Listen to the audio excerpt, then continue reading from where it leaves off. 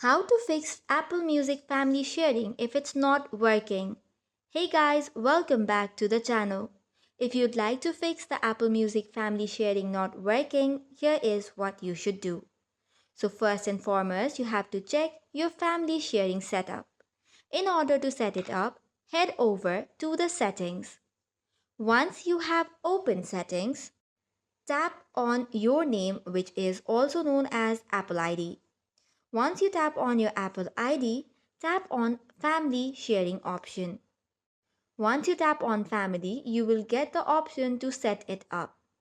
Ensure that your subscriptions is turned on and also ensure Apple Music is shared. To do so, tap on Continue and then select the Family Sharing. For this, you also have to check if the Apple Music subscription is turned on. So for this, you have to have the Apple Music family plan. However, if it does not work, make sure to sign out of your Apple ID and sign back in on the affected devices. After this, make sure you have updated your iOS on all the devices of the family plan. Once this is done, restart the devices and you should be good to go.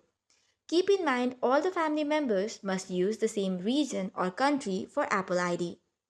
However, if issue persists, you must remove and re-add the family members into the Apple Music family plan.